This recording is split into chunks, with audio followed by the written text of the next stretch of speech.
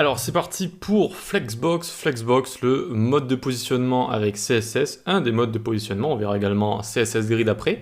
Donc qu'est-ce que c'est que Flexbox? C'est un module CSS. On sait ce que c'est maintenant que les modules CSS, vous savez à partir de la version 2 de CSS, il y avait tellement de propriétés, etc. qu'ils ont choisi de tout séparer en modules qui regroupent à chaque fois des concepts, des piliers, des paradigmes.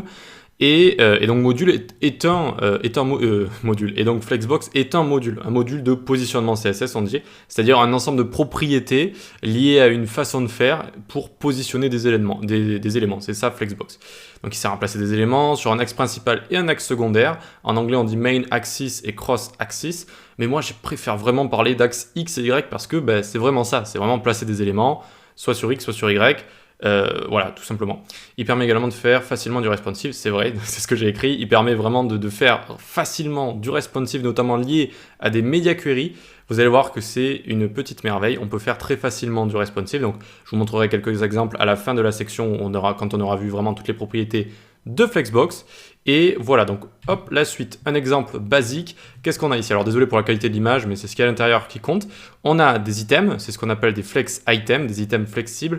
Et c'est entouré d'un container. Ça, c'est vraiment la base de Flexbox. On va avoir un container. Et à l'intérieur de ce container, on pourra placer un petit peu comme on veut sur l'axe X et l'axe Y. C'est-à-dire que ces trois éléments, très facilement, je vais pouvoir les placer au milieu ici, donc l'axe de gauche à droite, l'axe X. Et également, je vais pouvoir les placer en colonne si je veux également. Voilà.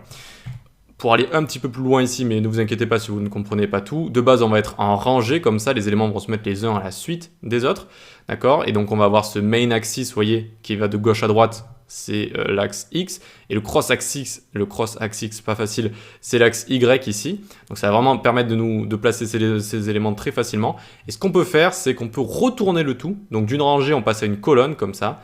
Et en fait, ça va être l'inverse. Le main axis va passer de haut en bas, ça va devenir l'axe Y.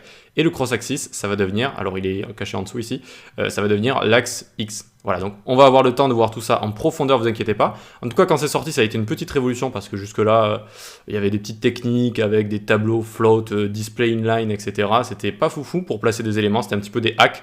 Et là, ça a vraiment posé une pierre à l'édifice du positionnement et du responsive avec CSS. Donc le Flexbox et plus tard, on va voir CSS Grid et quand vous saurez utiliser deux, vraiment, vous n'aurez plus aucun problème pour positionner des éléments en CSS. Et on peut très bien, et on utilise d'ailleurs Flexbox avec CSS Grid. Mais on verra ça en temps et en heure. Allez, on va commencer à découvrir Flexbox dans la prochaine vidéo avec du code.